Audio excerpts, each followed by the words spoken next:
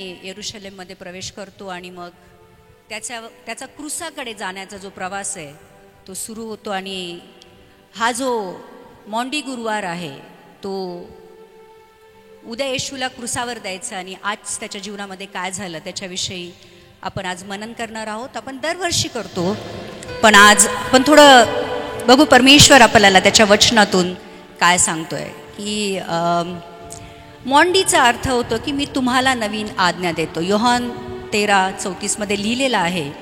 मॉन्डीचा अर्थ असा होतो की एक लॅटिन अँथम आहे जे रोमन कॅथलिक चर्चेसमध्ये गायली जायची आणि त्याचा अर्थ असा होतो की मी तुम्हाला नवीन आज्ञा देतो. आणि नवीन आज्ञा ही होती की तू आपल्या शेजाऱ्यावर आपल्यासारखं प्रेम कर. पण आपल्याला त्याच्यामध्ये जायचं नाही आहे.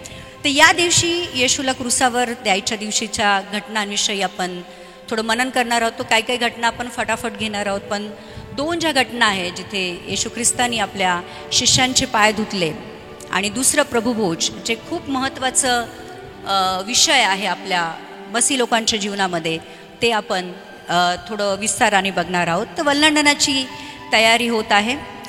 वल्हांडणाचं भोजन येशू करतो आणि वल्हांडण आपल्याला माहिती आहे की वल्हांडण सण हा मोशेनी जेव्हा इस्रायली लोकांना मिस्रमधनं बाहेर काढलं त्यावेळेस जे प्रत्येक घराच्या माणसांच्या प्रमाणे कोकरं कापलं गेलं आणि त्याचं रक्त हिजोबचं जो एक फांदी होती त्याच्याने घरावर लावलं गेलं. आणि ज्या घरावर रक्त दिसलं तिथून जेव्हा मृत्यू जात होता, ज्या घरावर रक्त होतं त्याला त्यांनी स्पर्श केला नाही. आणि ज्या घरांवर रक्त नव्हतं त्या घरातला पहिला जो मुलगा होता तो मेला. आणि फारोला त्याच्यामुळे फारोनी इस्रायली लोकांना मिस्रमधून जायला परमिशन दिली. आपण त्याच्यामध्ये पण नाही जाणार आहोत, पण मला असं वाटतं की आज ते जर वचन आपल्यासाठी आहे तर ते हे आहे की येशूचं रक्ताने आमची पापं शुद्ध झालेली आहे. आणि जेव्हा आम्ही स्वीकार करतो की येशूचं रक्त माझ्या पापांसाठी सांडलं गेलं आहे आणि त्याच्या रक्ताद्वारे माझ्या पापांची क्षमा झालेली आहे, तर पवित्र आत्म्याचं एक सील आम्हाला दिलं जातं. पवित्र आत्मा एक सील म्हणून आम्हाला दिला जातो. आणि वल्हांडणाच्या दिवशी त्यावेळेस जेव्हा रक्त लावलं जातं, जेव्हा मृत्यू तिथून जात होता परंतु मृत्यू त्यांचं काही करू शकला नाही, तसंच जेव्हा पवित्र आत्म्याचं सील आम्हाला लागतं, प्रियांनो, मृत्यू आम्हाला शिवू शकत नाही. कारण पवित्र आत्मा आम्हाला एक सील म्हणून दिलेला आहे. एक काय म्हणतात, एक परमेश्वराची लेकरं म्हणून आपल्याला एक स्टॅम्प लावला गेलेला आहे. तर जेव्हा पवित्र आत्मा आमच्यावर असतो तेव्हा आपण मेल्यानंतर पण आम्हाला मृत्यूचं भय नसतं, कारण आम्ही मृत्यूमधनं पार गेलेलो असतो. आमेन. तो हे वल्हांडणाच्या तो जो सण होता तो आज आमच्या जीवनाशी कसा कोरिलेट आहे तो आपण बघितलं. वल्हांडणाच्या भोजनाला सगळे बसलेले आहेत, शिष्य वगैरे. येशू मसीहनी सांगितलं होतं की कुठे साजरा करायचा त्या ठिकाणी जाऊन ते लोक शिष्यांबरोबर तो भोजनाला बसलेला आहे. आणि येशू विचार करत असेल की आता उद्या मला क्रूसावर जायचं आहे आणि किती कशातून त्याला जायचं आहे. आणि शिष्यांना त्यांनी वेळोवेळी सांगितलं होतं की मला क्रूसावर देण्यात येणार आहे, मी मरणार आहे, मी तिसऱ्या दिवशी उठणार आहे. आणि खूपदा शिष्यांबरोबर तो बोलला पण होता की त्याच्या मरणाविषयी, पुनरुत्थानाविषयी. परंतु शिष्य वेगळा विचार करत होते. त्यांचा गुरु क्रूसावर जायची गोष्ट करत होता आणि शिष्य काय विचार करत होते आपण बघूया. लुकाचा किताब लुककृत शुभवर्तमान 22 अध्यायाचं 24 वचन वाचूया. वल्हांडणाचा सणाला सगळेजण भोजनाला बसलेले आहेत आणि येशू ख्रिस्त पण त्यांच्यामध्ये आहे. आणि लूक 22:24 मध्ये लिहिलंय, आणखी आपणामध्ये सर्वात मोठा कोण मानला जात आहे याविषयी त्यांच्यामध्ये विवाद झाला. शिष्य कशाविषयी विचार करत आहेत? येशू क्रूसाविषयी विचार करतोय आणि शिष्य आमच्यामध्ये सगळ्यात मोठा कोण आहे याच्याविषयी विचार करत होता. बरेचदा आमच्या जीवनामध्ये पण असं होतं प्रियांनो की येशू आम्हाला स्वतःला क्रूसावर देण्याविषयीची गोष्ट करत असतो आणि आम्ही स्वतःला कसं उंचवायचं याचा विचार करत असतो. बरेचदा पास्टर्स पण रेव्हरंड, बिशप, पास्टर्स या डिग्र्यांच्या मागे लागतात. बरेचदा आम्ही पण चर्चमध्ये लीडर्स, वर्शिपर्स अशा डिग्र्या लावून घ्यायचा प्रयत्न करतो. पण या फक्त बिशप वगैरे दुसऱ्यांनी दिलेल्या डिग्र्या आहेत किंवा उपासना संगीत करणारे किंवा लीडर्स जसे हे ज्या डिग्र्या आहेत त्या चर्चने दिलेल्या डिग्र्या आहेत. पण सगळ्यात मोठी डिग्री आम्हाला कुठली दिली गेली माहिती आहे परमेश्वराच्या राज्यामध्ये? सेवक. आमची डिग्री काय माहिती आहे? सेवक. मग तुम्ही, मला असं वाटतं की प्रत्येकाने लावावं सेवक डॉक्टर ज्योत्स्ना जाधव. ती डिग्री सगळ्यात मोठी आहे कारण त्या डिग्रीसाठी परमेश्वराने आपल्याला बोलवलेलं आहे. म्हणून लुकाचाच अध्यायाचा 22 अध्यायाचा 27 वचन हे सांगतं, कारण मोठा कोण जेवायला बसलेला किंवा सेवा करणारा जेवायला बसलेला की नाही, परंतु मी तर तुमच्यामध्ये सेवा करणाऱ्यांसारखा आहे. येशू येशूचं वचन क्लिअरली सांगतं की तू सेवा करून घ्यायला नाही, सेवा करायला आला होता. बरोबर? तर येशू जो परमेश्वराचा पुत्र आहे, राजांचा राजा आहे, प्रभूंचा प्रभू आहे, तो या जगामध्ये कशासाठी आला होता? सेवा करण्यासाठी. सेवा करण्यासाठी आला होता. सेवा करून घेण्यासाठी नाही आला होता. तर येशूच्या राज्यात जर तुम्हाला मोठं व्हायचं असेल तर टेबलवर बसून जेवण नाही करायचंय, टेबलवर बसणाऱ्यांना जेवण सर्व करायचं. हालेलुया. कारण परमेश्वराचे जे नियम आहेत हे सगळे वेगळे आहेत. परमेश्वराचं राज्य जगाच्या विरुद्ध चालतं, म्हणून त्याच्यामध्ये नेहमी कॉन्फ्लिक्ट असतं, नेहमी युद्ध असतं. परमेश्वराचं राज्य सेवा करण्याविषयी सांगतं आणि जगाचं राज्य सेवा करून घेण्याविषयी सांगतं. आणि म्हणून मला असं वाटतं की ह्या ज्या सगळ्या डिग्र्या बिग्र्या आहेत ह्या लावून घेण्यापेक्षा स्वतःला एक अशी डिग्री द्यावी, सेवक म्हटलं की आपल्याला सेवा करायला प्रोत्साहन मिळेल. आमेन. बिशप, रेव्हरंड, पास्टर्स लावलं की असं वाटतं नाही आपण इथे बसावं, कुणीतरी पाणी आणून द्यावं, कुणीतरी चाय आणून द्यावं, कुणीतरी माझी सेवा करावी. पण सेवक म्हटलं की सेवकाची सेवा कोण करणार बाबा? तर आम्ही सगळ्यात महत्वाची गोष्ट आम्हाला येशूकडनं ही शिकायची आहे. आम्ही त्याच्या राज्यामध्ये काय आहोत? सेवक आहोत. आणि परमेश्वराच्या दृष्टीने आम्ही सेवक आहोत कारण परमेश्वराचा पुत्र सुद्धा सेवक झाला. बघा, फिलिपकराचा पत्राचा 2 अध्यायाचं 6 ते 9 वचन आपण वाचूया. याच्यामध्ये मला हे जे वचन आहे नेहमी डोळ्यात पाणी आणतं की समजा खूप श्रीमंत माणूस आहे किंवा राजाचा पुत्र आहे आणि तो या दुनियामध्ये आला आहे लोकांची सेवा करायला. आणि या फिलिपकराच्या पत्राच्या 2 अध्यायाचा 6 ते 9 वचनामध्ये खूप सुंदररित्या येशूबद्दल लिहिलेलं आहे की येशूने स्वतःला कसं नम्र केलं किंवा कसं झिरो केलं. आपण वाचूया. तो देवाच्या रूपात असून देवासमान असणे हा लाभ आहे असे त्याने मानले नाही. इथे लिहिलंय की तो देवाच्या रूपात होता. येशू 100% देव होता आणि 100% मनुष्य होता. लक्षात घ्या, 100% देव. त्यांनी तो स्वतःला देवासमान असणे हा लाभ आहे असे मानले नाही. पुढचं वचन, पण त्याने आपणाला रीते केले म्हणजे तो दासाचे रूप धरून माणसांच्या प्रतिमेचा झाला. परमेश्वराचा पुत्र कोण झाला?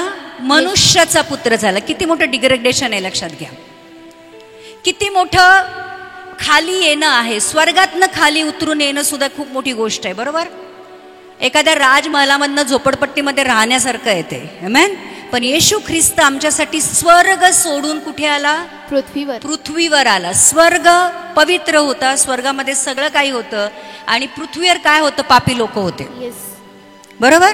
तर इथे लिहिलंय की मनुष्याचा पुत्र परमेश्वराचा पुत्र मनुष्याचा पुत्र झाला आणि माणसासारख्या आकाराने प्रगट होऊन त्याने मरण, वधस्तंभावरचे देखील मरण सोसावे येथपर्यंत आज्ञांकित होऊन आपल्याला नम्र केले. येशू ख्रिस्त इथे बघा, तो राजांचा राजा होता, प्रभूंचा प्रभू होता. तो राजवाड्यात जन्माला. कुठे जन्माला? गोठ्यात, गाईच्या गोठ्यात. बरोबर. त्याच्याकडे रथ, घोडे, हत्ती बित्ती होते? नाही. कसं चालत होता? पायी चालत होता. कुठे जन्माला? सगळ्यात गरीब परिवारात जन्माला. बरोबर. त्यांनी स्वतःला एवढं नम्र केलं, त्यांनी सेवा केली. इकडे येऊन काय केलं? येशू ख्रिस्तांनी काय केलं? सेवा. लोकांना बरं केलं, लोकांसाठी प्रार्थना केली, मृत्यूमधनं लोकांना उठवलं. असं कधी लिहिलंय की येशू ख्रिस्त बसलाय आणि लोकांनी राजवाड्यात बसलाय आणि बरेच सारे सेवक त्याची सेवा करत होते? असं कुठे लिहिलंय? नाही. इनफॅक्ट तो कुठे बसत होता? जे पापी लोक होते, सगळ्यात पापी लोक आहे की ज्यांना समाजाने एका बाजूला टाकले किंवा वाळेत टाकले. वेश्या, टॅक्स कलेक्टर, जे अत्यंत पापी लोक होते, अशा लोकांबरोबर तो राहिला. त्यांनी स्वतःला लिहिलंय की आणि माणसास जस्ट रीड 8वं वचन वाचा.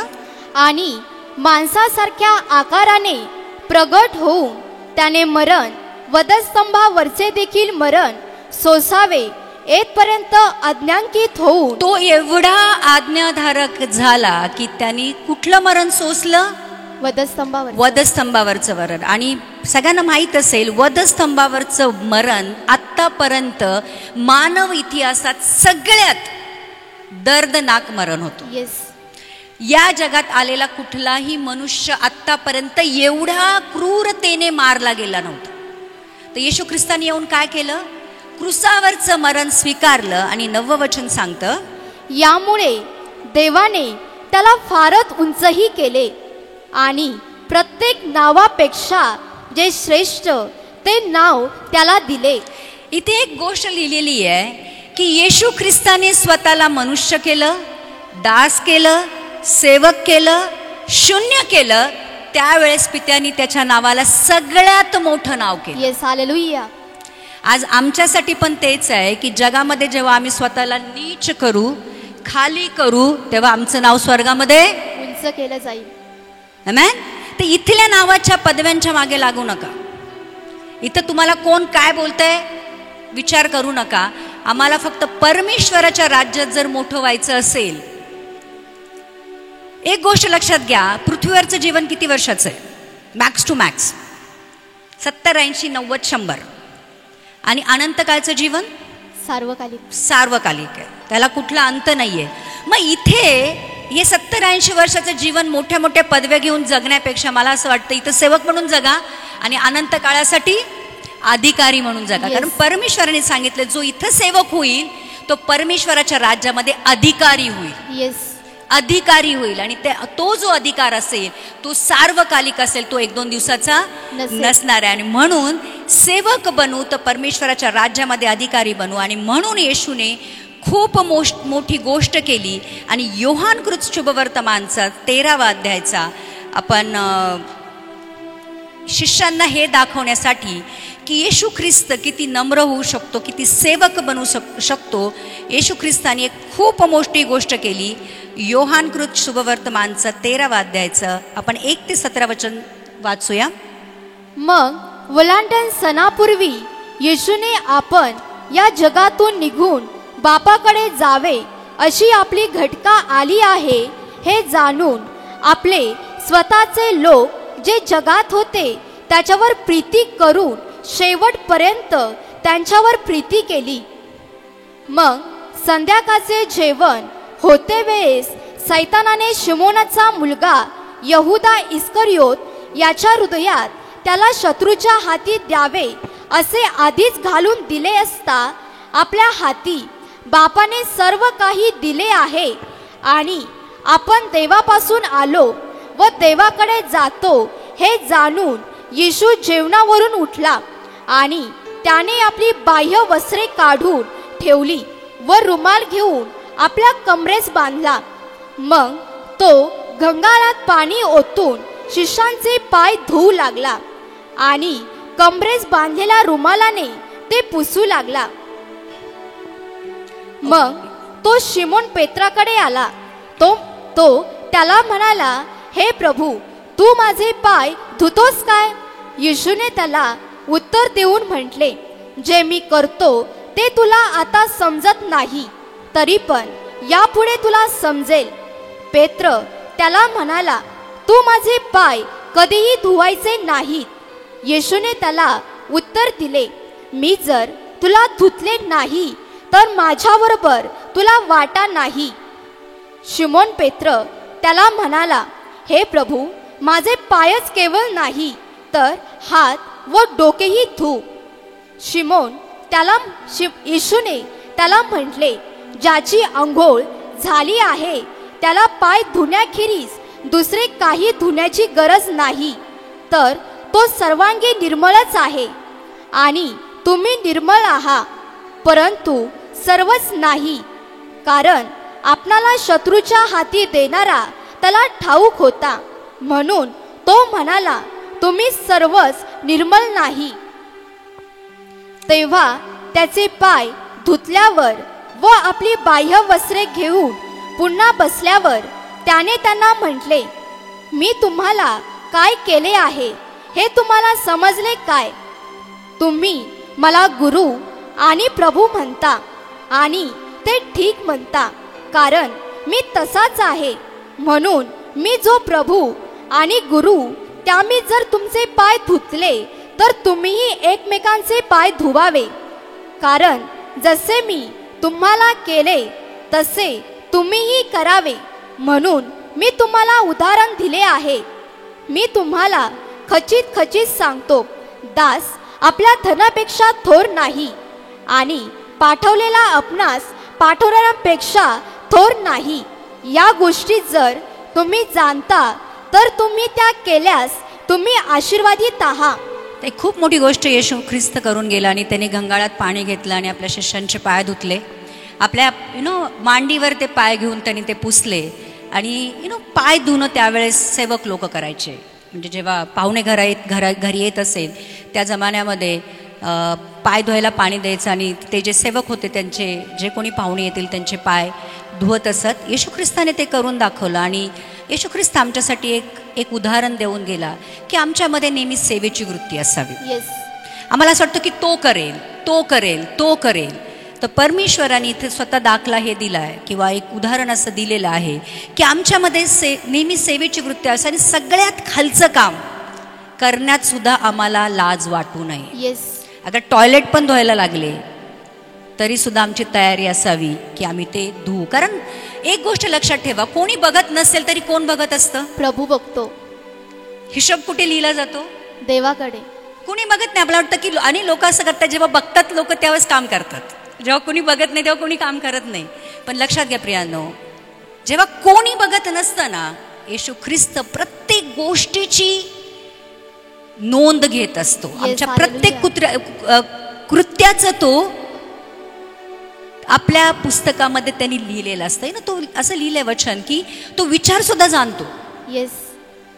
विचारांचं पण आपलं रेकॉर्डिंग वरती ठेवलेलं आहे. तर लक्षात घ्या प्रियांनो, ज्या पण गोष्टी आम्ही करतो किंवा ज्या भावनेने करतो त्या सगळ्या गोष्टी परमेश्वराच्या त्या पुस्तकामध्ये लिहिलेलं आहे. आणि कोणी बघत नसेल तरी येशू बघतो, हे बघून आम्हाला करायचंय. आणि येशूच्या राज्यामध्ये राज्य इथलं नाहीये, ते स्वर्गीय राज्य आहे आणि तिथले नियम वेगळे आहे.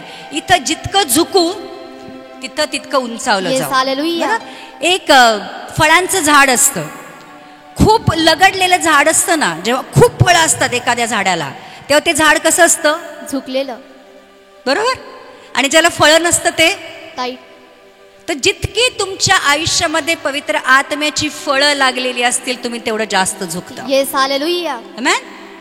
तर हे आपल्या वागणुकीवरनं आपल्यालाच कळतं की आम्ही किती नम्र आहोत किंवा किती सेवक आहोत. आणि आमच्यामध्ये काय काय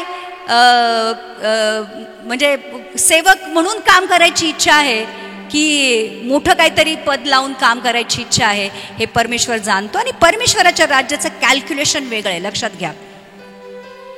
आम्ही परमेश्वराचं राज्य आणि जगाचं राज्य मिक्स करू शकत नाही. ते अपोजिट आहे, कम्प्लिटली विरुद्ध आहे. म्हणून जर परमेश्वराच्या राज्यामध्ये आम्हाला काम करायचं असेल तर आम्हाला सेवक म्हणून काम करावं लागेल. आणि जितकं जादा सेवा कराल तितकं मोठं इनाम तुम्हाला येशू ख्रिस्ताकडनं मिळणार आहे. मला असं नेहमी वाटतं की जितकी कामं आपण इथं करू ना सेवकाची, तितके तिथे आपले जे आपल्याला मुकुट मिळणार आहे ना, त्याच्यामध्ये हिडे जवाहर मोती बिती लगडलेले असतील. आणि स्वर्गामध्ये पण परीक्षा होईल की ज्याच्याकडे जास्त मुकुट आणि ज्याच्याकडे जास्त मोती असतील त्या माणसांनी जास्त सेवकाचं काम केलं हे स्वर्गामध्ये पण सगळ्यांना कळेल. ज्यांचं खाली असेल त्यांनी फक्त आपला उद्धार करून घेतलाय आणि स्वर्गामध्ये पोहोचलंय असं कळत असेल. मला माहित नाही, मला असं वाटतं की जितकं आपण इथे काम करू तितकं येशू आपल्याला त्याच्या राज्यामध्ये उंचावेल. आणि तो म्हणतो की येशू प्रभू आहे, गुरु आहे. आणि त्याच्या मागे जर आपल्याला चालायचं असेल तर तो काय म्हणतो, क्रूस उचलून चालायचं. कसं चालायचंय? क्रूस उचलून. आपल्याला खाली नाही चालायचंय. काय उचलायचंय? आपला स्वतःचा क्रूस उचलून चालायचं. आणि क्रूस घेणं म्हणजे स्वतःला नाकारणं किंवा स्वतःला मारणं. तो येशूला आपल्यामध्ये राहून काम करून देण्यासाठी आम्हाला योहान 3:30 मध्ये खूप मोठी गोष्ट सांगितली आहे. योहान 3:30 मध्ये लिहिलंय, त्याने वाढायला पाहिजे आणि मी कमी व्हायला पाहिजे. कोण? येशू ख्रिस्ताने माझ्या जीवनामध्ये काय व्हायला पाहिजे? वाढायला पाहिजे. आणि मी काय व्हायला पाहिजे? कमी. आणि मग ख्रिस्त जर नम्र आहे तर माझ्यामध्ये जर तो वाढत आहे तर माझ्यामध्ये काय वाढली पाहिजे? नम्रता वाढली पाहिजे. बरोबर? की मीपणा वाढला पाहिजे. नम्रता. तर जर येशू माझ्यामध्ये वाढत असेल तर माझ्यामध्ये नम्रता वाढली पाहिजे आणि मीपणा कमी झाला पाहिजे. आमेन. आपण स्वतःला आज विचार करू शकतो की माझ्यामध्ये किती मीपणा आहे. कुणी जर मला सांगितलं हे काम कर तर मी लगेच करतो की मला राग येतो? बरोबर? जर कोणी मला सांगितलं खुर्ची उचलून तिकडे ठेव, जरा झाडू मार ना, तो कचरा उचलून टाक ना, तर मला राग येतो की मी फटाकसे करतो? याच्यावरनं कळतं की येशू माझ्यामध्ये वाढलाय की कमी झालाय. तर लक्षात ठेवा, गलतीकराचं पत्र 2:20 मध्ये लिहिलंय. पौलुस इथे खूप चांगलं वचन आम्हाला सांगतो.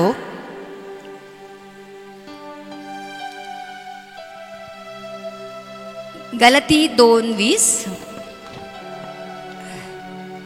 मी ख्रिस्ताबरोबर वधस्तंभी दिलेला आहे आणि यापुढे मी जगतो असे नाही, तर ख्रिस्त माझ्यामध्ये जगतो. आणि आता देहात जे माझे जिणे आहे ते विश्वासात म्हणजे देवाच्या पुत्राच्या ठायी जो विश्वास त्यात आहे त्याने माझ्यावर प्रीती केली आणि आपणाला माझ्याकरिता दिले. लक्षात इथे लिहिलंय की ख्रिस्ताबरोबर मी वधस्तंभी दिलेला आहे. किती ख्रिस्ती लोक स्वतःला वधस्तंभी देतात ख्रिस्ताबरोबर.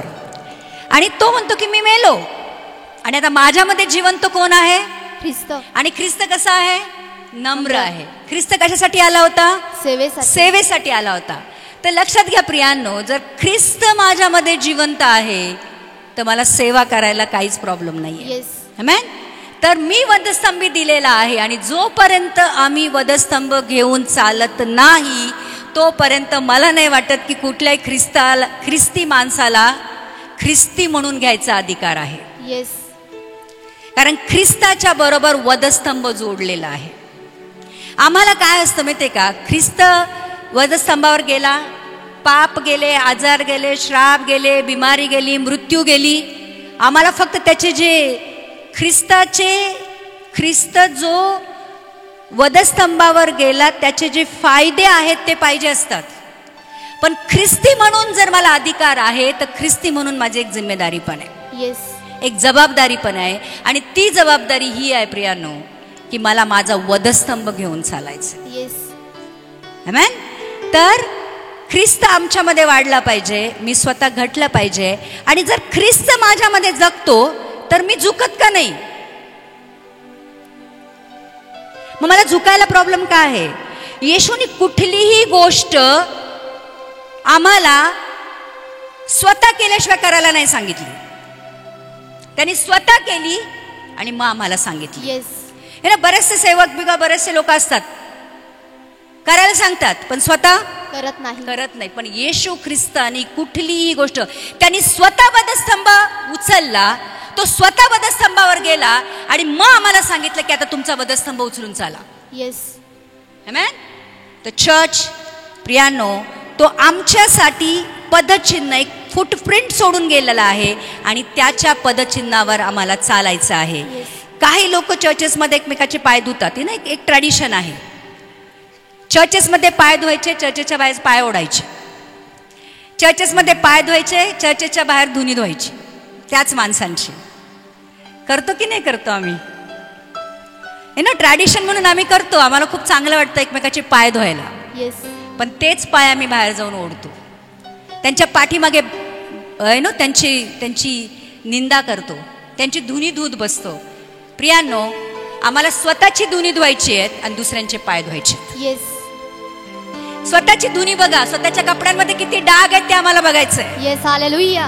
आम्हाला स्वतःची धुनी धुवायची आहेत येशूच्या रक्ताने, परंतु दुसऱ्यांचे पाय धुवायचे आहेत. आम्हाला नम्र व्हायचंय. आणि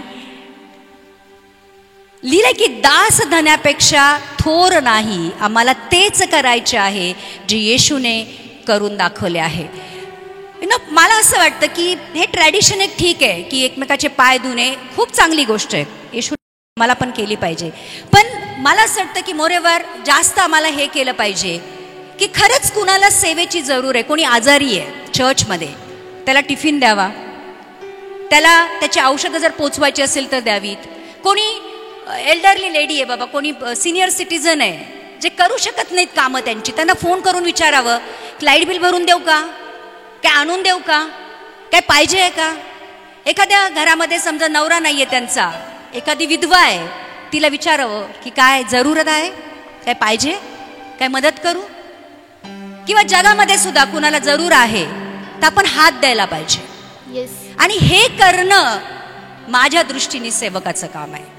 पाय धुणं ठीक आहे, आपण करतो, ट्रॅडिशनली आपण खूप साऱ्या गोष्टी करतो. आपली चर्चेस आता एक ट्रॅडिशन बनलेली आहेत. वलांडणाचा सण आला हे करा, पाम संडे आला हे करा, ख्रिसमस आला हे करा, ते करा. आपण पुन्हा एक ट्रॅडिशन मध्ये घुसलेलो आहोत. पण इथे सांगितलंय की गुरु म्हणजे शिष्य गुरुपेक्षा थोर नाहीये. अगं जर गुरुने ते करून दाखवले तर शिष्यांना करणं भाग आहे. येस. कंपल्शन आहे, आज्ञा आहे.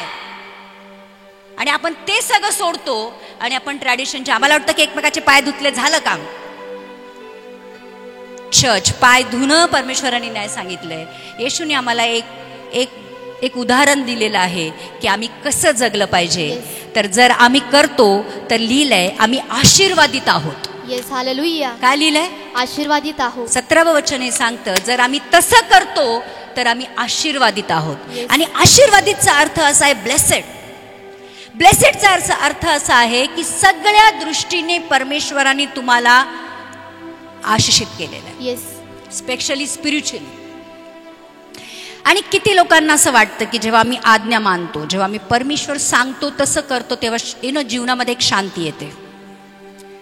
किती लोकांनी अनुभवलंय, येशूने जे सांगितलं ते केलं ना की एक हृदयामध्ये एक अद्भुत शांती येते, ज्याची कंपॅरिझन कशामध्ये होत नाही. आणि जेव्हा आपण आज्ञाच्या विरुद्ध वागतो तेव्हा मनामध्ये एक चलबिचल होते, कारण पवित्र आत्मा आम्हाला टोचन देत असतो. येस. आणि जेव्हा आम्ही परमेश्वराच्या आज्ञेप्रमाणे वागतो तेव्हा पवित्र आत्मा आतमध्ये खुश होतो. येस. आमेन. होतो की नाही होतो? येस. कुणाची सेवा करून बघा, खूप चांगलं वाटतं. येस. निंदा करण्यापेक्षा सेवा करून बघा आणि मला सांगा की किती किती किती किती डिफरन्स आहे दोघांमध्ये. प्रियानो, या शेवटच्या दिवसामध्ये पाप वाढत आहे. येस. आणि प्रेम कमी होत आहे. आज जगाला प्रेमाची जरूरत आहे. येस. येशूने 2000 वर्षापूर्वी प्रेमाने जगाला जिंकलं, आम्हालाही प्रेमाने जिंकलं. आज तेच प्रेमाने आम्ही जगाला जिंकू शकतो. येस. हालेलुया. आज आपल्या घरामध्ये बघा किती भांडणं आहेत. आम्ही आमच्या घरच्यांवर प्रेम करू शकत नाही, आम्ही आमच्या घरच्यांना माफ करू शकत नाही, आम्ही आमच्या घरच्यांची सेवा करू शकत नाही. कोणी पाणी दे म्हणतात, तुझं तू तू जा ना, घे ना. पाय नाहीत का, हात नाहीत का? बरोबर. काय आणायला सांगितलं तर जा, तुझं तू घे, मला काही कामं नाही आहेत का? छोट्या छोट्या गोष्टी आहेत प्रियांनो, पण त्याचा खूप मोठा डिफरन्स परमेश्वराच्या राज्यामध्ये होतो. येस, खूप मोठा डिफरन्स. कारण असं जर आम्ही बदललो नाही ना चर्च, परमेश्वराच्या राज्यामध्ये प्रवेश होणं मुश्किल आहे. तर आज आम्हाला आमच्या जीवनामध्ये जर आशीर्वाद नाही आहेत, काही काही लोकांच्या जीवनामध्ये आशीर्वाद नाही आहेत, कोरडी जीवन आहेत, वर्षानुवर्ष प्रार्थना करतायत, वर्षानुवर्ष चर्चला येतात, बायबल वाचतात, सगळं करतात, 40 दिवसाचे उपवास, पण काय आशीर्वाद नाही का? आपण फक्त ट्रॅडिशनला काय बोलतात, परंपरा आपण पाळत आहोत, पण येशूचं वचन जे क्लिअर कट सांगते ते पाळत नाहीये. तर प्रियांनो, आम्हाला आज येशू ख्रिस्त हे सांगून गेलाय की पाय प्रॅक्टिकली नाही धुतले तरी चालतील, पण एकमेकांना मदत करा. येस, सगळ्यात मोठी आज्ञा आहे ना, याचं मोंडीचा अर्थच हा होतो की सगळ्यात मोठी आज्ञा मी तुम्हाला ही दिलेली आहे की आपल्या शेजाऱ्यावर प्रीती करा, आपल्यासारखी प्रीती करा. येस, जसं स्वतःवर प्रेम करता ना, तसं आपल्या शेजाऱ्यावर प्रेम करा, असं आज्ञा दिलेली आम्हाला. आम्ही करतो नाही? करून बघा, खूप शांती मिळेल. आणि परमेश्वराचं वचन पालन केल्याने जे आशीर्वाद मिळतात, जेव्हा जे जुना करार आहे त्याच्यामध्ये 2च गोष्टी सांगितल्यात. आज्ञेचं पालन करा, आशीर्वाद मिळतील, पालन नका करू, श्राप मिळतील. मध्ये शॉर्टकट नाहीये. थोडं हे थोडं ते असं चालत नाही. परमेश्वराचं राज्य क्लिअर कट आहे, क्लिअर कट, एकदम सीधा मार्ग आहे. जर पालन करतो तर आम्हाला आशीर्वाद मिळतो. आणि मग प्रभुभोज होतं त्या लंडनाच्या सणाच्या त्यावेळेस, आणि प्रभुभोजमध्ये आपण प्रभुभोज एक डिटेलमध्ये मी परत तो टॉपिक घेणार आहे 15-20 मिनिटामध्ये. आणि मग येशू ख्रिस्ताची योहान 14मध्ये लिहिलंय की तो शिष्यांना निरोप घेताना उपदेश करतो. 15मध्ये योहानचं सांगितलेलं आहे, योहान कृत शुभवर्तांमध्ये, की खरा द्राक्षवेल मी आहे. योहान 16मध्ये तो सांगतो की पवित्र आत्मा देण्याविषयी तो अभिवचन देतो. योहान 17मध्ये तो मध्यस्थिती प्रार्थना करतो. आणि सगळ्यात महत्त्वाची गोष्ट तो या मोंडी गुरुवारची अजून एक हायलाईट हे आहे की गत्समनी बागेतली त्याची प्रार्थना. आणि मत्ते शुभवर्तमानमध्ये 26 अध्यायाचा आम्ही 39 ते 41 वचन वाचूया. ती बागेतली जी तीव्र वेदना आहे, आपण त्याच्यावर थोडं फोकस करूया की येशू ख्रिस्त त्या दिवशी त्या बागेमध्ये किती व्याकुळ झाला होता.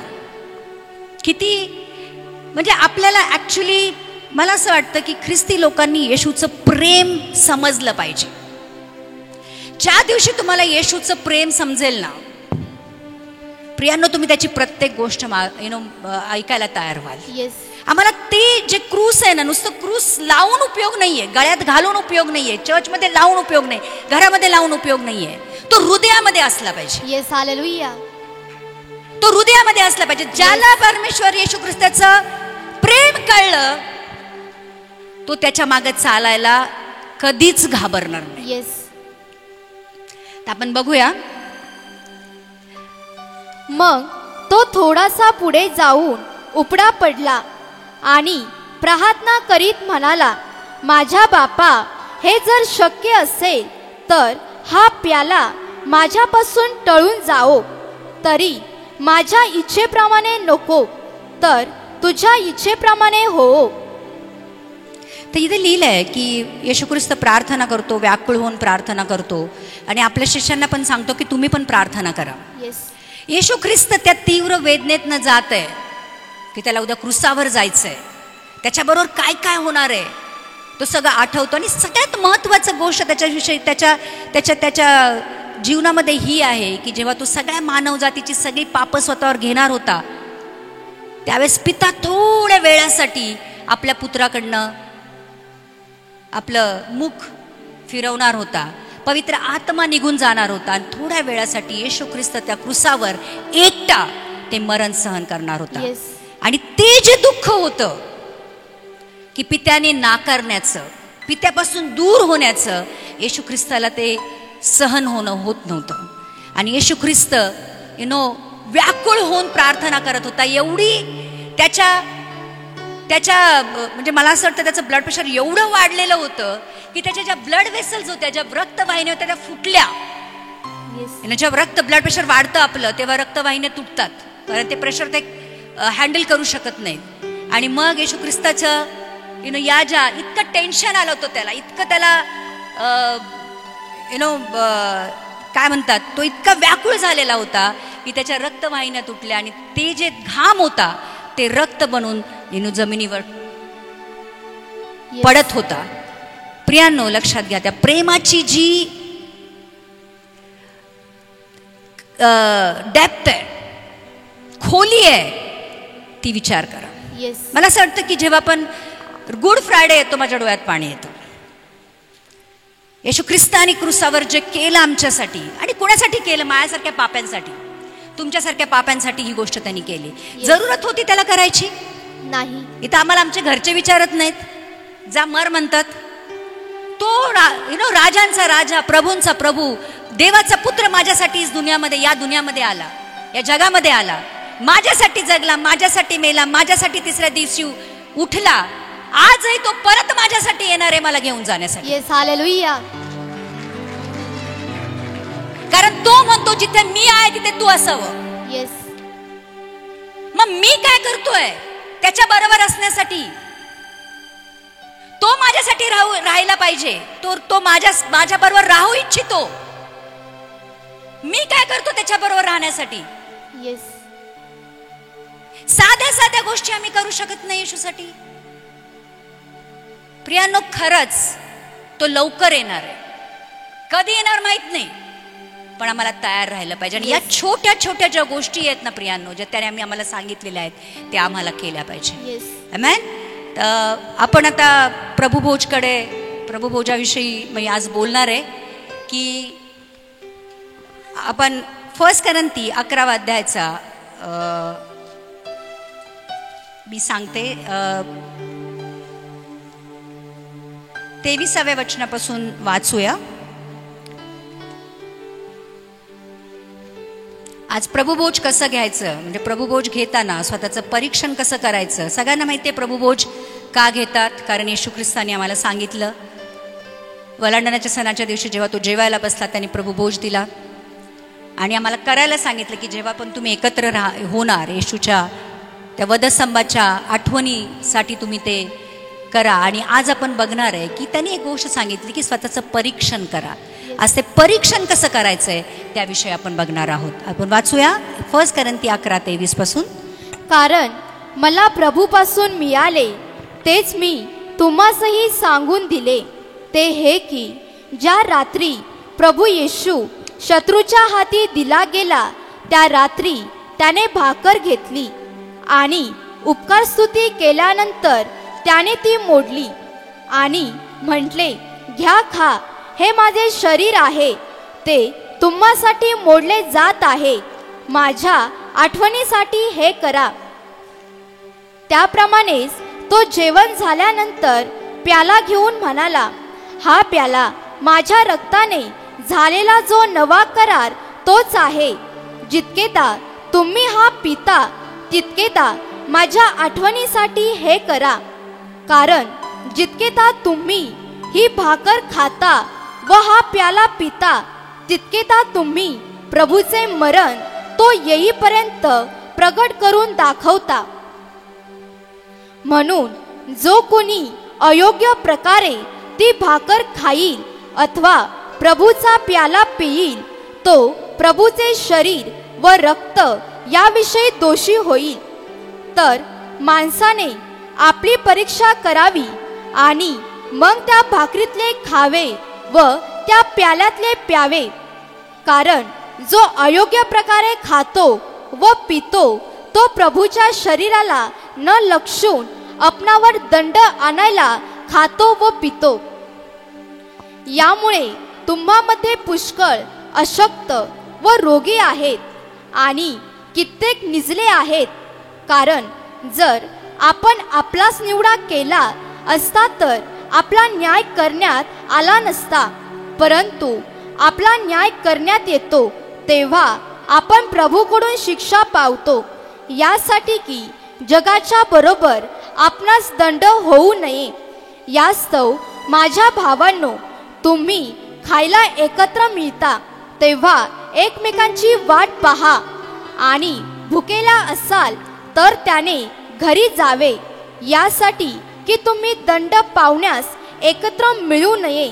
आणि बाकीच्या गोष्टी मी आल्यावर नीट करीन. आमेन, आमेन. तर इकडे प्रभुभोज विषयी लिहिलंय. प्रभुभोज घेणं हे खूप जरुरी आहे.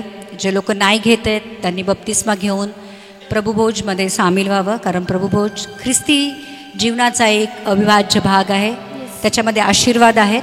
आणि इथे सांगितलं की पौलुसला देवापासून मिळालेलं हे एक जे पौलुसला मिळालं त्यांनी आम्हाला दिलेलं आहे. येशूच्या आठवणीसाठी आपण हे करतो. प्रभूचं मरण तो येईपर्यंत आम्ही गाजवतो प्रभुभोजच्याद्वारे. पण इथं लिहिलं आहे की जर अयोग्य रीतीने घेतलं तर त्याचा आम्हाला दंड होणार आहे. म्हणून प्रभुभोज घेताना नेहमी ते योग्य रीतीने घेतलं गेलं पाहिजे. आणि आपली परीक्षा आपणच केली पाहिजे. आपण जेव्हा त्या वेदीसमोर उभं राहतो तेव्हा आपण स्वतःचं जाच केलं पाहिजे किंवा स्वतःचं परीक्षण केलं पाहिजे. कारण आपण कुठे चुकलो, आपण काय केलं, आपण काय नाही केलं हे फक्त आपल्यालाच माहिती असतं. मला असं वाटतं की नेहमी ॲज अ डॉक्टर एक स्कॅनर असावं की लोकांचे विचार आणि लोकांच्या हृदयामध्ये काय हे सुद्धा एक स्कॅन व्हावं. पण सगळ्यात मोठा स्कॅनर कुठं बसलाय? देवाकडे आहे. सगळ्यात मोठा स्कॅनर आहे की तुमचे विचार आणि तुमच्या हृदयातल्या गोष्टी सुद्धा तो जाणतो. आणि म्हणून इथं लिहिलेलं आहे की आपण स्वतःचं काय केलं पाहिजे? परीक्षा. आम्ही प्रभुभोज सुद्धा खूप कॅज्युअली घेतो, खूप कॅज्युअली घेतो. ते पण आता एक परंपरेचा भाग झालेला आहे. पास्टर देतात, आम्ही घेतो, आम्ही जातो वेदीसमोर उभं राहतो, बिंदास घेतो. परंतु हे एक खूप खतरनाक काम आहे. आणि म्हणून मग काय होतं, प्रभुभोज घेतल्यानंतर जसं इथं लिहिलंय की लोक आजारी पडतात, कमजोर होतात, मरतात. कारण हे तेवढं खतरनाक आहे. ते जर अयोग्य रीतीने घेतलं प्रियांनो तर मग त्याचे परिणाम सुद्धा आम्हाला भोगावे लागतात. आणि म्हणून दावीद राजा म्हणतो, तो म्हणतो की तू देवाला म्हणतो तू माझी परीक्षा कर.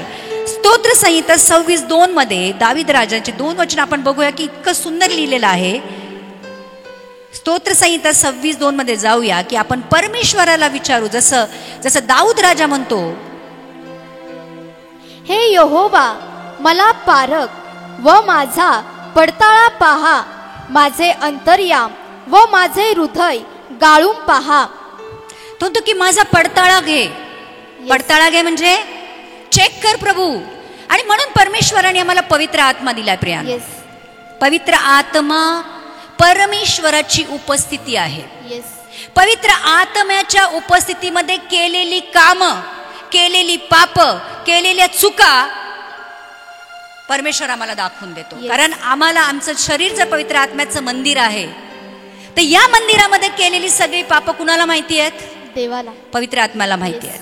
आणि जेव्हा आम्ही म्हणतो की जसं दाऊद राजाचं वचन इथे सांगतं की माझं अंतर्याम पडताळ, आणि लिहिलंय की गाळून पहा. काय लिहिलंय? दिसिंग परत वाचा. माझे अंतर्याम व माझे हृदय गाळून पहा. हृदय गाळून पहा म्हणजे आपण गाळणी कशासाठी वापरतो? नको असलेलं बाहेर पडणं. चाय बनवतो तेव्हा, चहा बनवतो तेव्हा काय करतो आपण? चहा खाली घेतो आणि पत्ती वर फेकून देतो. तो हा काय सांगतोय दाऊद राजा? प्रभू माझं हृदय गाळून पहा. जे वरचा कचरा आहे तो फेकून दे. पण त्या गाळणीतनं आम्हाला जायचंय. त्या गाळणी म्हणजे पवित्र आत्म्याने दिलेल्या टोचण्यात. येस, हालेलुया, आमेन. तर जेव्हा आपण त्या मेजाच्या समोर उभं राहतो प्रियांनो, तेव्हा आमची अंतःकरणं पवित्र आत्म्याद्वारे गाळली गेली पाहिजे. आणि वरचा आलेला कचरा, चायपत्ती जसं आपण फेकून देतो, कचरा जसा आपण फेकून देतो, वरती आलेली पाप आम्हाला काय केली पाहिजेत? फेकून दिली पाहिजे. फेकून दिली पाहिजे. आणि स्तोत्र संहिता 139:23 मध्ये लिहिलेलं आहे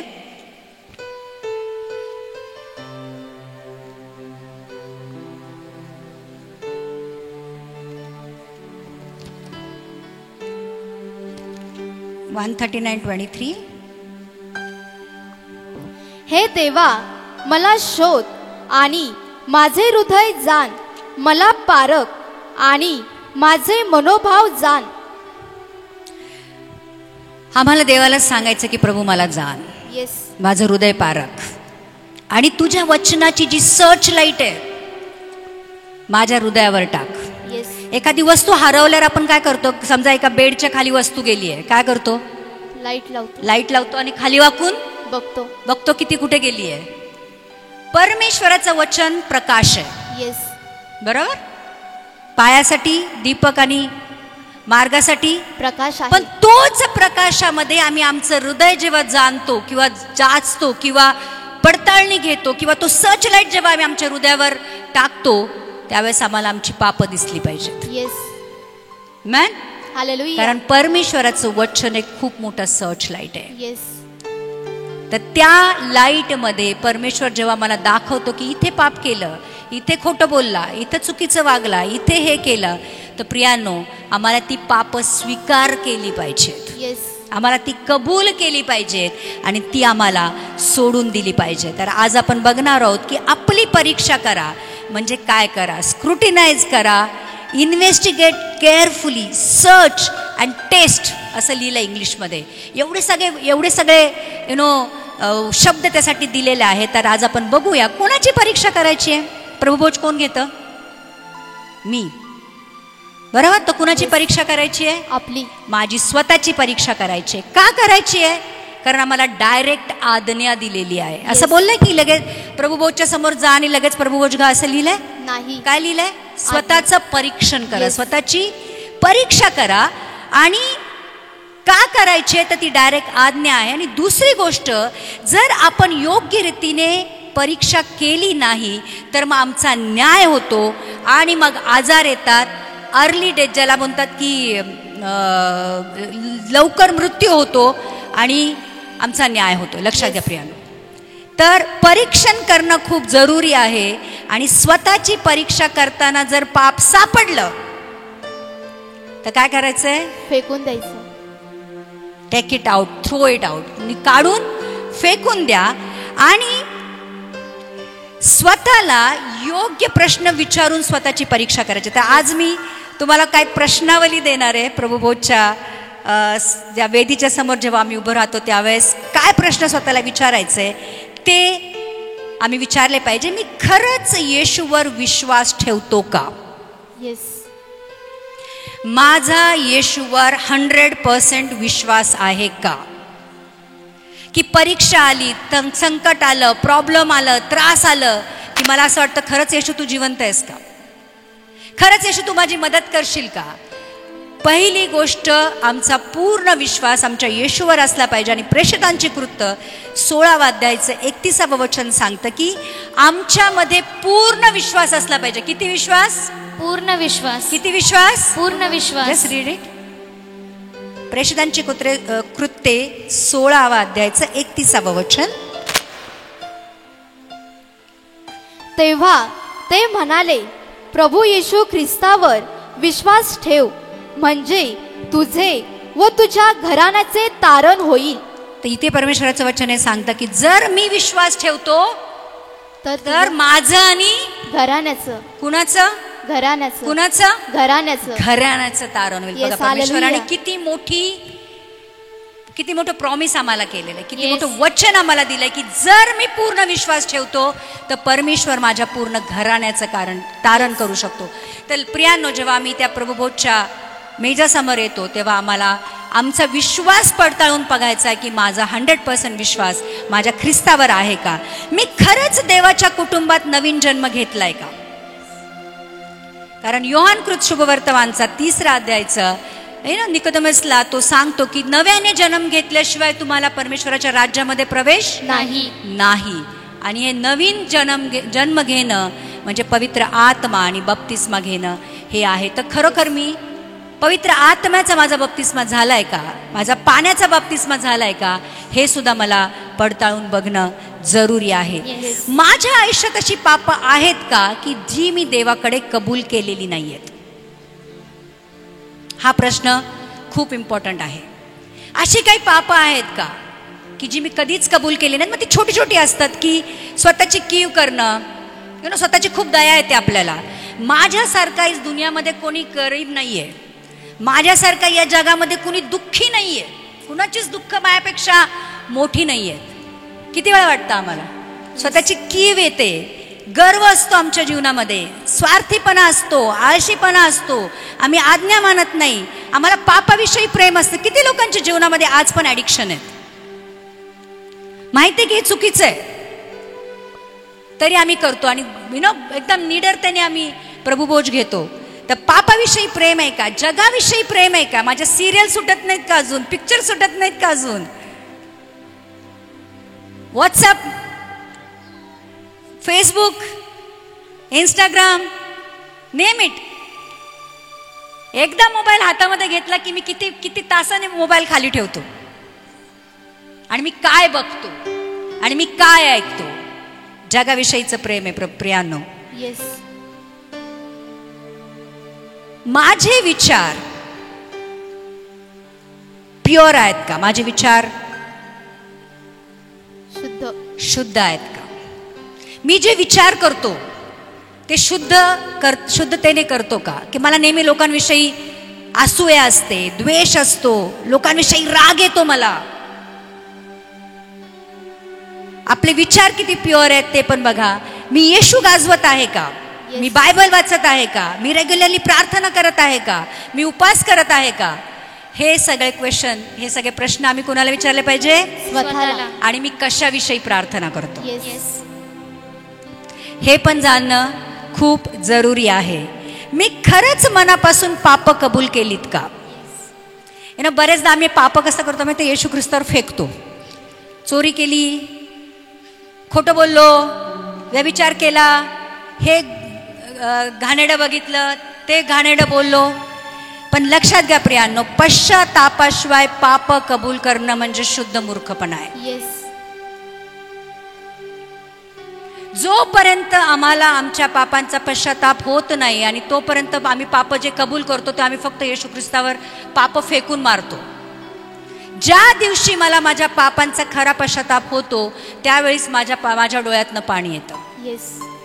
आणि मला असं वाटतं की हे मी नव्हतं केलं पाहिजे, कारण पापाची खूप मोठी किंमत माझ्या येशूने क्रुसावर मोजलेली आहे. पाप एवढं खतरनाक आहे की त्याच्यासाठी येशूला स्वर्गातनं पृथ्वीवर यावं लागलं आणि क्रुसासारखी मृत्यू सहन करावे लागेल. कॅज्युअली घेतलं नाही पाहिजे. सो इथं लिहिलंय की पश्चातापाशिवाय पाप कबूल करणं म्हणजे शुद्ध मूर्खपणा आहे. आपण नंतर केलं, खोटं बोललो, वाईट बघितलं, वाईट बोललो, प्रभू मला माफ कर, पण पुन्हा जाऊन काय करतो? प्रभुभोज घेतल्यानंतर परत तेच करतो. तर प्रियांनो, पश्चाताप होत असेल तर पाप आपण सोडून देतो. मी माझ्या हृदयाला खरंच पवित्रतेचं जीवन जगण्याचं वचन दिलं आहे का? मी खरंच माझ्या जीवनाविषयी किती सिरियस आहे का? मी कॅज्युअली जगतोय, जसं जसं दुनिया जगते तसं जगतोय, फक्त ते ख्रिस्ती नाहीत आणि मी ख्रिस्ती लेबल लावलेलं आहे. मी खरंच पवित्रतेविषयी किती विचार करतो? किंवा एखादी गोष्ट समोर आली आणि मला चॉईस आहे की केलं पाहिजे का नाही केलं पाहिजे, आणि मला जर त्यामध्ये खोटं बोलायचंय, समजा खोटं बोलणं खूप आवश्यक आहे, खूप आवश्यक आहे, पण देव सांगतो खोटं बोलू नको, तर मी कुठला चॉईस करेन?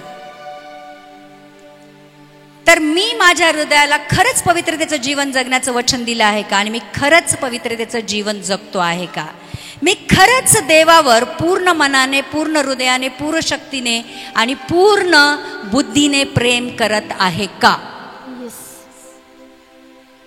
कारण येशूला काय पाहिजे? येशूने पूर्ण जीवन दिलं, पूर्ण प्राण दिला, बरोबर? परमेश्वराला माझ्याकडनं काय पाहिजे? आज माझ्या जीवनामध्ये माझ्या आयुष्य किती गोष्टींनी व्यापलेलं आहे आणि माझ्या जीवनामध्ये येशू ख्रिस्ताला किती स्थान आहे, किती पर्सेंटेज आहे? कारण येशू मसीह ते पण कॅल्क्युलेट करतो. लक्षात घ्या प्रियांनो, तुमच्या जीवनामध्ये येशूला किती पर्सेंट स्थान आहे हे येशूला माहिती आहे. येस. आणि येशूला काय पाहिजे? काय पाहिजे? पूर्ण पूर्ण मनाने, पूर्ण हृदयाने, पूर्ण शक्तीने आणि पूर्ण बुद्धीने. येस. आणि दुसरी आज्ञा तो सांगतो, तू आपल्या शेजाऱ्यावर स्वतःसारखं प्रेम करतोस का? येस. आमेन. हालेलुया. ज्यांनी माझ्या विरुद्ध पाप केली त्यांना मी माफ केलं आहे का? जेव्हा मी त्या वेदीसमोर येतो त्यावेळेस आम्ही दुसऱ्यांची पाप पण माफ केली पाहिजेत.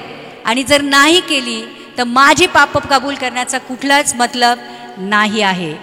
पर्सनली, वैयक्तिकरित्या येशूने मला जी आज्ञा दिली आहे ती मी पाळतो आहे का? प्रचार करणं, वर्शिप करणं, गरिबांची मदत करणं, चर्चमध्ये काम करणं, साक्ष देणं, दान दशमांश देणं, ह्या सगळ्या गोष्टी मी करत आहे का? येस. आमेन. हालेलुया. सगळे करण्यामध्ये मी आज्ञाकारी आहे का? ही सगळे क्वेश्चन आम्हाला जेव्हा आम्ही प्रभुभोजला उभं राहतो तेव्हा स्वतःला विचारले पाहिजे. कारण प्रभुभोज खरं सांगते खूप स्ट्रिक्ट गोष्ट आहे, ती कॅज्युअली घेतली नाही पाहिजे. आणि प्रभुभोज घेतल्याने काय होते आपण 1-2 मिनिटात बघूया. येशूचा देह किंवा येशूचं रक्त हे पवित्र आहे, सामर्थ्यशाली आहे आणि तेच एक योग्य अन्न आणि योग्य पेय आहे असं येशू ख्रिस्त सांगून गेलेलं आहे. योहानकृत शुभवर्तमानचं 6वा अध्यायाचं आम्ही 1-2-3 वचनं वाचूया. 53 पासून वाचूया. योहानकृत शुभवर्तमान 6वा अध्याय 53वा वचन. म्हणून येशूने त्याला म्हटले, मी तुम्हास खचित खचित सांगतो, तुम्ही मनुष्याच्या पुत्राचे मांस खाल्ले नाही व तुम्ही त्याचे रक्त प्याला नाही तर तुम्हामध्ये जीवन नाही.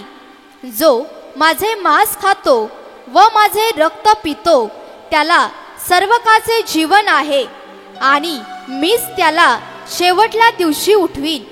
कारण माझे मांस खरे अन्न आहे व माझे रक्त खरे पेय आहे. जो माझे मांस खातो व माझे रक्त पितो तो माझ्यामध्ये राहतो व मी त्याच्यामध्ये राहतो. जसे जिवंत बापाने मला पाठवले आणि बापामुळे मी जगतो तसे जो मला खातो तोही माझ्यामुळे जगेल. आमेन. आमेन. ते इथे लिहिलेलं आहे की हे प्रभुभोज किती महत्वाचं आहे. येस. बरोबर. कारण त्याचं मांस त्याने आम्हाला खायला सांगितलेलं आहे, त्याचं रक्त आम्हाला प्यायला सांगितलेलं आहे आणि ते घेतल्याने आम्हाला सार्वकालिक जीवनाचं त्यांनी प्रॉमिस केलेलं आहे. आणि त्यांनी लिहिलेलं आहे की माझे मांस खरे अन्न आहे आणि माझे रक्त खरे पेय आहे. जो माझे मांस खातो व माझे रक्त पितो तो माझ्यामध्ये राहतो आणि मी त्याच्यामध्ये राहतो. हालेलुया. जेव्हा आम्ही परमेश्वराचं येशूचं मांस आणि रक्त खातो, जे गोष्ट आम्ही आतमध्ये घेतो त्याचा आमच्या शरीरावर परिणाम होतो. येस. किती लोक मानतात आपण जेवण जेवतो तेव्हा काय मिळतं आपल्याला? ताकद. मेडिसिन खातो तर काय होतं? ज्या गोष्टीसाठी मेडिसिन खाल्लं ते गोष्ट आपल्या ते आजार बरा होतो. येस. विष पिलं तर काय होतं? मरून जातो. तर जे गोष्ट आम्ही आतमध्ये घेतो त्याचा आमच्या शरीरावर इफेक्ट होतो. हे जे परमेश्वराचं देह आणि परमेश्वराचं रक्त आणि त्याचं जे मांस आहे त्याच्यामध्ये ताकद आहे. येस. त्याच्यामध्ये सामर्थ्य आहे. कारण येशूचं रक्त आजही जिवंत आहे. येस. हालेलुया. तर आत्मिकरित्या जिवंत ठेवण्यासाठी आम्हाला त्याचं मांस आणि त्याचं रक्त खाणं काय आहे? जरुरी आहे. आणि ते खाल्ल्याने आम्हाला अनंतकाळचं जीवन मिळतं. म्हणून जेव्हा आम्ही ते खातो ती जी पवित्रता येशूच्या मांसामध्ये आणि येशूच्या रक्तामध्ये आहे ती आमच्या शरीरामध्ये यायला लागते, आमच्या हृदयामध्ये यायला लागते, आमच्या आत्म्यामध्ये यायला लागते. आणि जसं शरीर येशू ख्रिस्ताचं आहे, वैभवी शरीर, आम्ही येशू ख्रिस्ताचं काय आहो? देह आहो. बरोबर.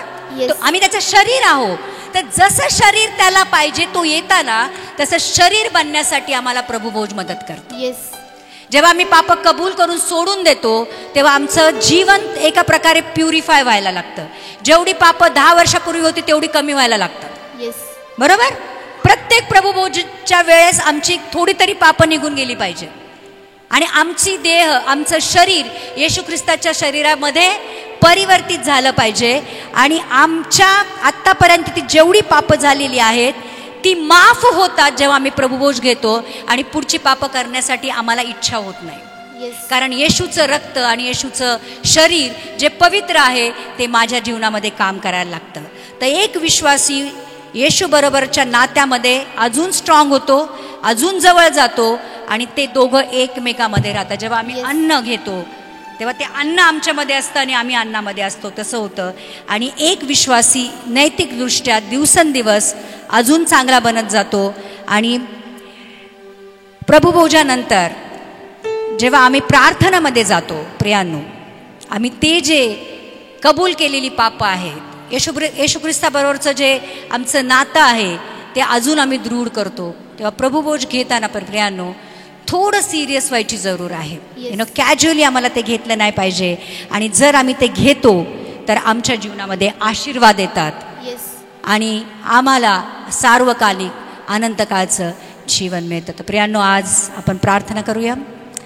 धन्यवाद प्रभू आजच्या वचनासाठी. प्रभू, तू आम्हाला नम्र व्हायला सांगितलं, तू आम्हाला पवित्र व्हायला सांगितलं प्रभूजी. प्रभू, आज तू आम्हाला तुझ्यामध्ये बनून राहायला सांगितलं प्रभूजी. आज तुझ्या वचनासाठी आम्ही तुझे आभार मानतो प्रभूजी. प्रभू जीसस, थँक्यू. कमान आपण उभा राहूया सर्व पायावर. नंतर प्रभू भोजन आपण घेणार आहोत. कमान उभा राहूया सर्व. Thank you Jesus of father. धन्यवाद प्रभू येशू. नेत्र बंद करूया. जे परमेश्वर आज आम्हाशी बोललाय त्याकडे आपण लक्ष लावूया. की कदाचित अनेक दिवस आपण अयोग्य प्रकारे ख्रिस्त शरीर घेतलंय आणि देवाला न आवडणारी गोष्ट केली आणि स्वतःहून आपण ते आजार आणि कमजोरपणा आपण ओढून घेतला. पण देवाची इच्छा आहे की आज योग्य प्रकारे आपण ते ख्रिस्त शरीर घ्यावं, कारण त्या ख्रिस्त शरीरामध्ये जीवन आहे. त्याद्वारे आम्हाला आनंदकालाचे आशीर्वाद, त्याद्वारे आमचं शरीर जरी मरेल पण ते पुन्हा उठवले जाईल, ते आशीर्वाद त्याच्यामध्ये आहे. कमान देवासमोर येऊया. जर आपण अजूनही व्यसन करत आहोत, आपण अयोग्य गोष्टी करत आहोत, आपण निंदा करत आहोत, आपण नावं ठेवत आहोत, आपण जगाच्या गोष्टी करत आहोत, ब्रदर सिस्टर्स, या समय आपण पश्चाताप करूया. कारण उद्या गुड फ्रायडेची भक्ती होईल, आपण पुन्हा प्रभू समोर येईल.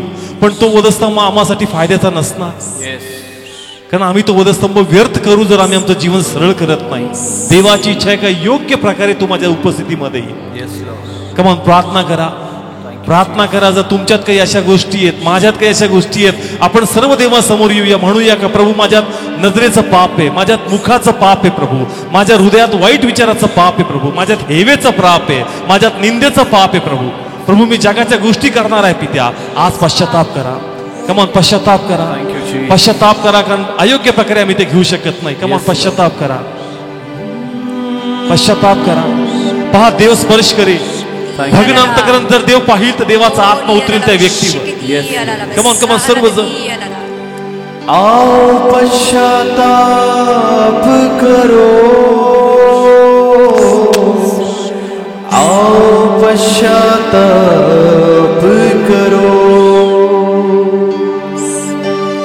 आओ पश्चाताप करो, आओ पश्चाताप करो. कमान चर्च प्रार्थना करा. अपने पापों को मान कर तुम यीशु का स्वीकार करो. भग्न हृदय देव शोधतोय, अनुतापी हृदय देव शोधतोय. अपने जर आज पश्चाताप आहे, आज कबुली आपल्या नाकर्तेपणाची, देव स्पर्श करेल, देव अनुग्रह देईल. यीशु का स्वीकार करो. कमान प्रार्थना करा, आओ पश्चाताप करो. आपलं मन देवासमोर नम्र करा. म्हणा, प्रभू मला गाळ, पश्चाताप कबुली द्या, देवाला कबुली द्या, देवाला कबुली द्या. फक्त गाऊ नका. आओ पश्चाताप. वायर गाईल, आम्ही गाऊ. तुम्ही फक्त प्रार्थना करा, तुम्ही फक्त प्रार्थना करा, तुम्ही फक्त प्रार्थना करा. तुम्ही गीत गाऊ नका, तुम्ही फक्त प्रार्थना करा. तुमची चूक आठवा काय आहे का जे माझ्यात अयोग्य आहे. मी व्यभिचाराच्या पापात जगतोय का, मी देवाला न आवडणारी गोष्ट करतोय का. प्रार्थना करा ती गोष्ट घेऊन. तुम्ही गीत गाऊ नका, तुम्ही फक्त प्रार्थना करा. तुमचं मन तुमच्या समोर आणा, तुमचं जीवन तुमच्या समोर घेऊन या. पहा, देव तुम्हाला स्पर्श करेल. फक्त हृदय देवाला आवडतं, फक्त प्रभूला आवडतं.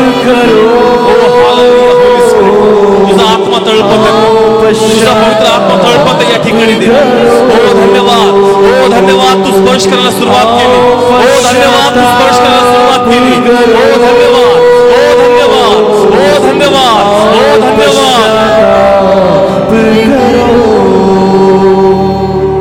चर्च आपले हात उभारूया.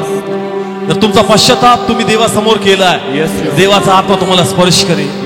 कमा देवाचा आत्मा तुम्हाला स्पर्श करेल. जो आत्मा तुम्हापासून दूर झाला होता, जर मंदिर शुद्ध झालं तर देव पुन्हा तिथं राहणार.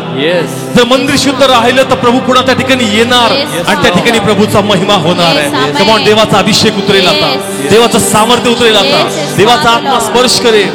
Thank you Jesus so father. ओरी अंधाराबा शखाराबा. कमा प्रार्थना करूया देवाचा आत्मा स्पर्श करत.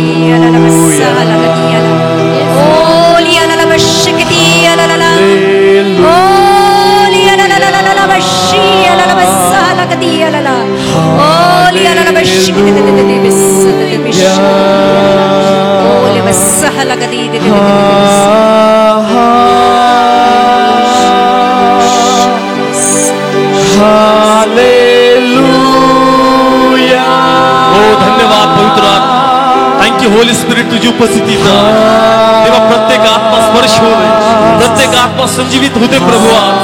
आज आवेशी होते, आज समर्पण होते प्रत्येकाचं प्रभू. आणि देवा तुझा महिमा हो. सर्व सर्व एक आत्म्याने. ओ देवाचा आत्मा इथं, देवाची उपस्थिती इथं. धन्यवाद होली स्पिरिट. तू स्पर्श करत. धन्यवाद तू नवीन अनुभव देते प्रिय पित्या.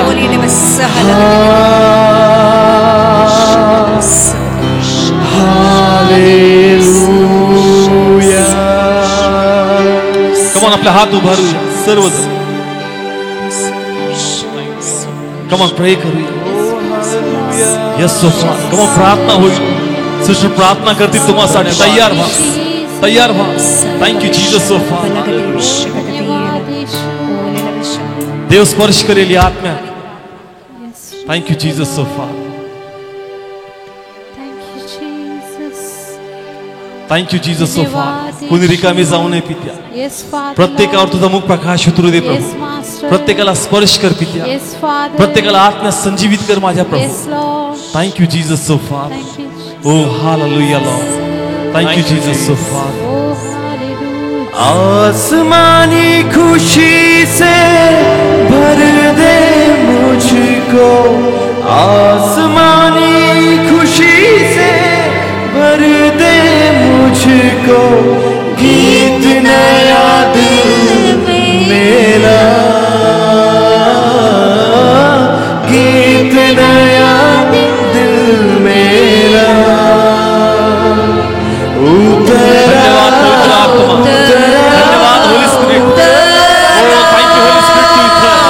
देवा तुझी उपस्थिती इथं.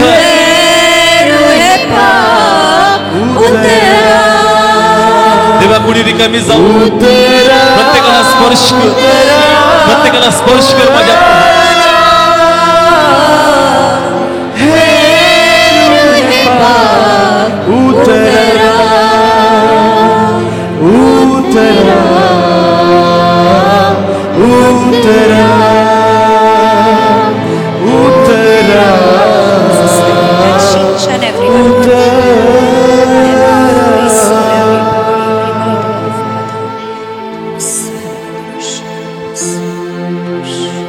फादर आम्ही तुला धन्यवाद.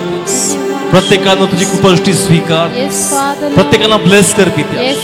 जे काय आज वचन पेरले गेले पित्या, त्याद्वारे प्रत्येक जीवाची पकड घे पित्या. प्रत्येकाचं समर्पण वाढू दे पित्या. आणि प्रत्येक मंदिरात प्रभू परमेश्वर तुझा गौरव हो दे, तुला महिमा मिळू दे पित्या. कमा सर्व आपले हात उभारू. Thank you Jesus. धन्यवाद करतो परमेश्वराच्या वचनासाठी प्रभूजी. तुझं वचन सांगतं जसं मी पवित्र आहे तसं तुम्ही पवित्र बना. त्याच्यात मी सिद्ध आहे, तुम्ही सिद्ध बना. प्रभू आज प्रत्येकावर तुझा पवित्र आत्मा उतरून येऊ दे प्रभू. प्रभू आज तुझ्या मार्गामध्ये चालण्यासाठी प्रभू तुझी त्यांना जरूर आहे परमेश्वर. आज प्रभू प्रत्येकावर तुझा पवित्र आत्म्याचा अभिषेक उतरून येऊ दे प्रभू. आज आमची सगळी पाप प्रभू आम्ही तुझ्या समोर कबूल करतो. हा प्रभू मी पाप केलंय प्रभूजी. मला तुझी आवश्यकता आहे प्रभूजी. आज तुझ्या रक्ताद्वारे माझे साऱ्या पापांची तू क्षमा कर प्रभूजी. प्रभू आज मी पश्चाताप करतो प्रभूजी, मनापासून हृदयापासून पश्चाताप करतो प्रभूजी. प्रभू आज मी तुला प्रॉमिस करतो प्रभूजी की मी परत ती पाप करणार नाही प्रभूजी. प्रभू माझा हात तुझ्या हातामध्ये घे प्रभूजी. मला वाईट मार्गाला जाऊन देऊ नको प्रभूजी. मला परीक्षेमध्ये टाकू नको प्रभूजी. पण प्रभू तुझ्या मार्गामध्ये चालव प्रभूजी. माझं अंतःकरण शुद्ध कर प्रभूजी. आणि प्रभू आज निडरतेने एक शुद्ध विवेकने प्रभूजी Yes, मला या Lord. प्रभू भोज मध्ये सामील होण्यासाठी तू मदत आणि Yes, सहायता कर Father. प्रभूजी आणि या प्रभू भोजाद्वारे प्रभूजी माझ्या जीवनामध्ये Yes, आशीर्वाद येऊ दे प्रभूजी Yes, yes, प्रभू Father. येशू तुझ्या पवित्र नामात मागतो म्हणतोय आमेन आमेन आमेन आमेन बसूया आपण. वेळ प्रभू भोजनाची आहे आणि गीत सुरू असेल आणि तुमच्याकडे ख्रिस्त शरीर येईल प्याला येईल दोन्ही संगती घ्या आणि प्रार्थना करून एक एक आपण घेणार आहोत. गीत सुरू करूया आपण.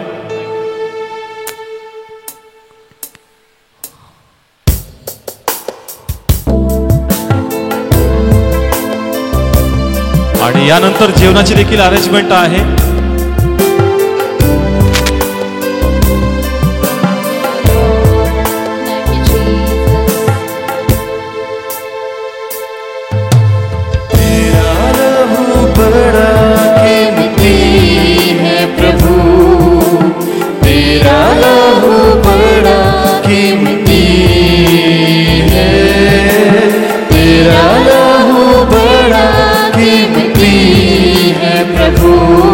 एक संगती आपण घेणार आहोत. फक्त प्याला आणि ख्रिस्त शरीर हातामध्ये घ्या. एक संगती आपण घेणार आहोत.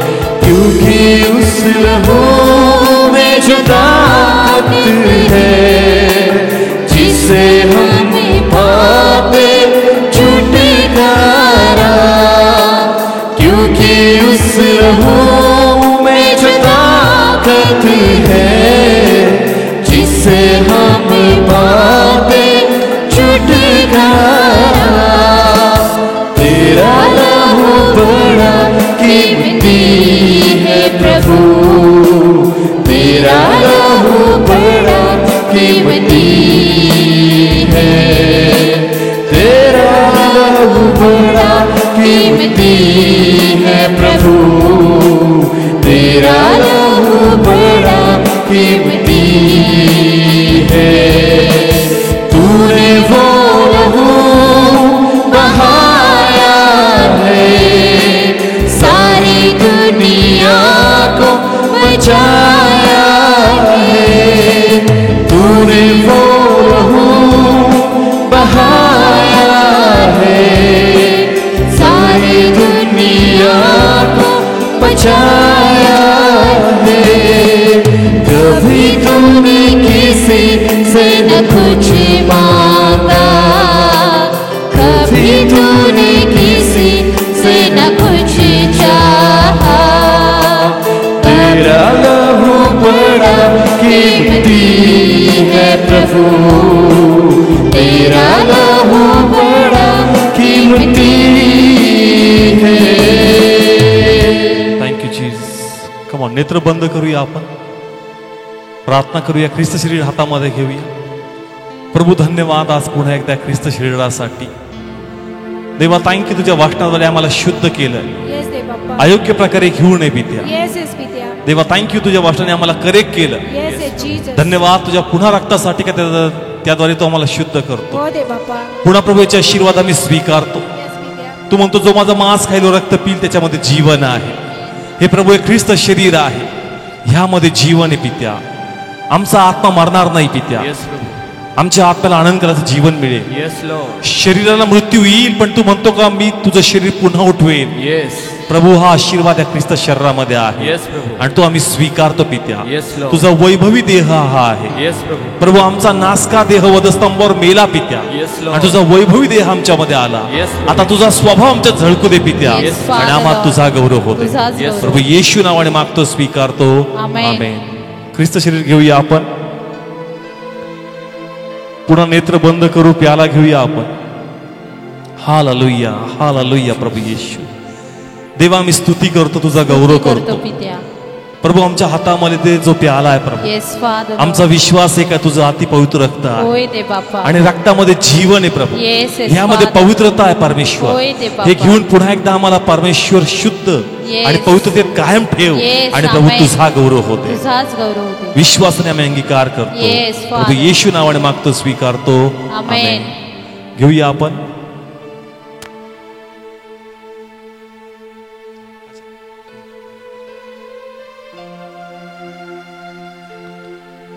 ओके, एक प्रे करू. सर्व नेत्र बंद करूया. देवा तुला धन्यवाद देतो. येस प्रभू, याचे आशीर्वाद या प्रभू भोजनाचे आम्ही स्वीकारतो. प्रभू. थँक्यू प्रभू. पारंपरिक पद्धतीने आम्ही घेतलं नाही, येस लॉर्ड. परीक्षण करून घेतलं प्रभू. येस प्रभू. आणि परीक्षण आम्ही कायम करावं येस. असा अनुग्रह प्रत्येकाला दे. होय. आणि तेव्हा तुझा गौरव होते. Yes. पुन्हा एकदा आजच्या भक्तीचा सर्व गौरव आम्ही तुला देतो. Yes Lord. धन्यवाद म्हणतो प्रभू, तू अद्भुत परमेश्वर आहे. Yes Lord. आणि देवा जे पुढचे 3 दिवस आहे प्रभू, त्यामध्ये पण तू अद्भुत कार्य करणार आहे. येस प्रभू. असा आमचा विश्वास आहे. Yes Lord. प्रभू येशू नावाने मागतो, स्वीकारतो. Amen. Amen. Praise the lord. थोडा वेळ या ठिकाणी मी घेणार आहे आणि मग इमिजिएट जेवणाचं अरेंजमेंट आहे. आपण या ठिकाणी जे देवाचे सेवक आलेले आहेत त्यांचं फॅलिटेशन या ठिकाणी आपण करणार आहोत. तर जे प्रमुख वक्ते आहेत आपल्यामध्ये डॉक्टर ज्योत्स्ना, त्यांचा सत्कार या ठिकाणी पोखडी चर्चतर्फे आपण करणार आहोत.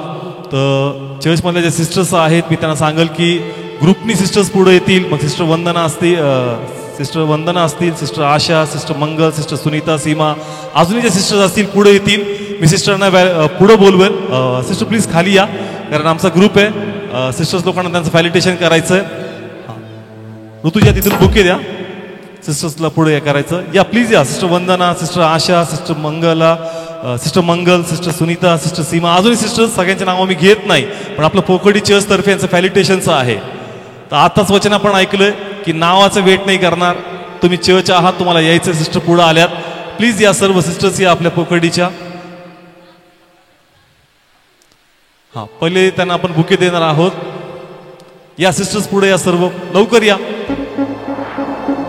हा, प्रॉपर या. हा, या सर्व. हा, फोटोग्राफर सांगा त्यांना कसं थांबायचंय. प्रोफेशनल फोटोग्राफर आहेत ते.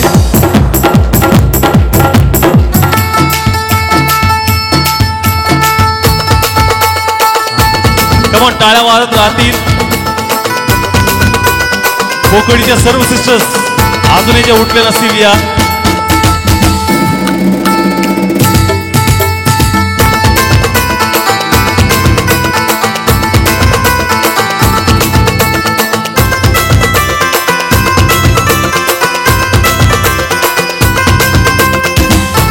ओके, एक शाल आहे खास इस्रायल होती आणली, ती पण त्यांना देणार आहोत आपण.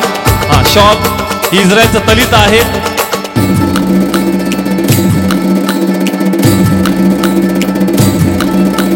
हा, प्रॉपर टाका त्यांच्यावर.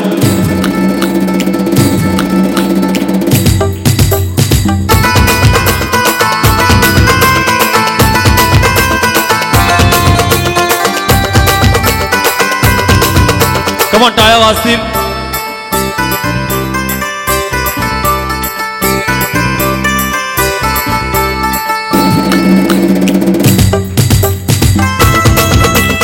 कमॉन, टाळ्या वाजतील सिस्टरांसाठी.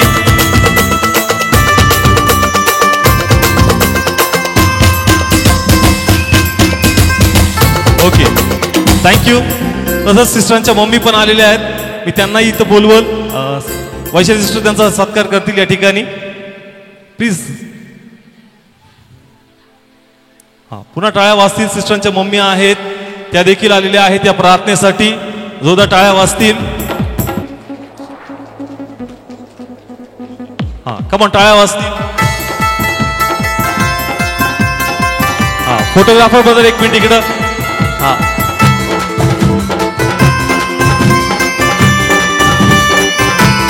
थँक्यू. सिस्टर शीला आहेत, त्यांच्याबरोबर त्यांचाही सत्कार करूया. या सिस्टर आशा या पुढे या, त्यांचा सत्कार करतील. सिस्टर शीला त्यांच्याबरोबर असतात आणि विश्वासू आहेत त्यांच्याबरोबर सेवेसाठी.